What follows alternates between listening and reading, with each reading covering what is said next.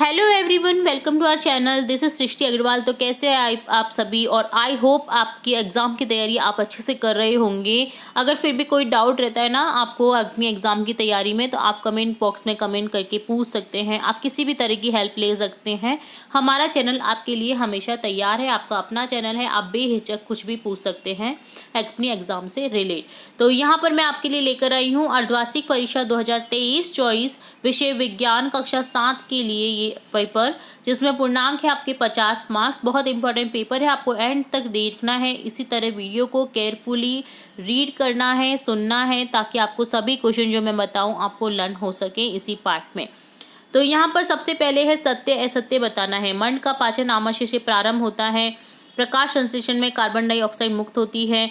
Nitric अम्ल लाल लिस्मट को लीना करता है। पत्तियों में खाद का बनना एक भौतिक परिवर्तन है। लोहा और जंग एक ही पदार्थ हैं। तो आपको असत्य सत्य बताना है। तो देखिए सभी में असत्य आ जाएगा। क्यों? देखिए, मंड का पाचन आमाशय से प्रारंभ होता है, जी नहीं, तो ये भी गलत है। प्रकाश संश्लेषण में कार्बन डाइऑक्साइड मुक्त होती है, नहीं, ऑक्सीजन मुक्त होती है, ये भी असत्य है।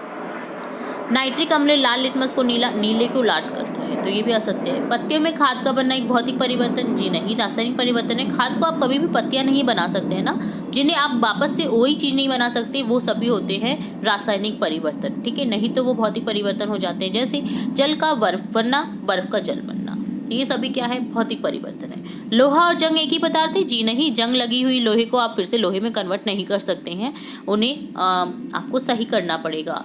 ठीक है, वो वेस्ट ऑफ मटेरियल हो जाएगा। तो लोहे पर जंग लगती है तो हमारे लिए वो कोई भी काम की नहीं रहती है चीज़ ना, तो ये क्या है? असत्य है। ठीक है, तो सभी यहाँ पर जो सेंटेंस हैं सभी असत्य हैं। रिक्त स्थान भरना है आपको। ठीक है, तो यहाँ पर मानव शरीर की सबसे बड़ी ग्रंथि का नाम क्या है? यकृत। दीर्घ अवधि के मौसम का औसत क्या कहलाता है? जलवायु। ऐसे परिवर्तन जिनमें नए पदार्थ बनते हैं वो होते हैं रासायनिक परिवर्तन, जैसे पत्तियों से खाद का बनना। पवन कैसी जलवायु है? गतिशील वायु है। अमीबा अपने पोषण का पाचन किसमें करता है? खाद्यदानी में। ठीक है, तो यहाँ पर इस तरह से आपको ये लिख देना है।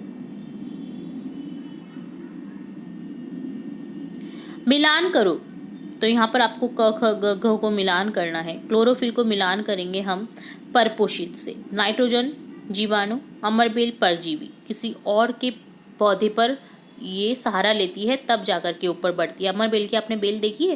वो किसी और पेड़ का सहारा लेकर के उस पर चढ़ती है, खुद से नहीं चढ़ पाती है, तो इन्हें क्या बोलते हैं? परजीवी बोलते हैं। कीटभक्षी, घटपर्णी, पिचर पादप कहते हैं इनको। अगला क्वेश्चन है परजीवी मृतजीवी में अंतर बताना है आपको। तो दिखते हैं यहाँ पर।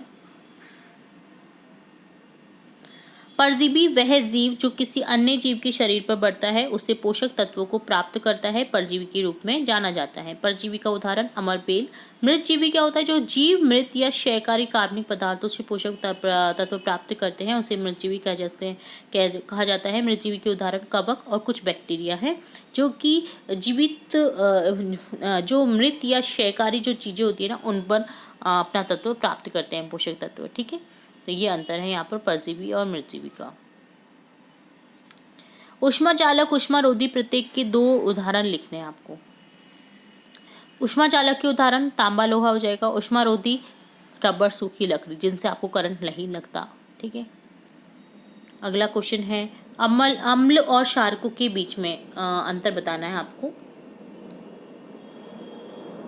तो क्वेश्चन का आंसर हो जाएगा इस तरह से। अम्ल स्वाद में खट्टे होते हैं, क्षारक स्वाद में कसैले होते हैं। अम्ल नीली को लाल करता है, क्षारक लाल को लीना करता है। अम्लों का पानी में घोल छूने पर चिकना प्रतीत नहीं होता है, क्षारकों का पानी में घोल छूने पर चिकना प्रतीत होता है। अम्लों में हाइड्रोजन आयन आवश्यक रूप से रहते हैं, क्षारकों में हाइड्रोक्साइड आयन आवश्यक रूप से रहते हैं। यहाँ पर हाइड्रोजन आयन रहते हैं और यहाँ पर हाइड्रोक्साइड। ठीक है, तो ये अम्ल और क्षारक का अंतर था।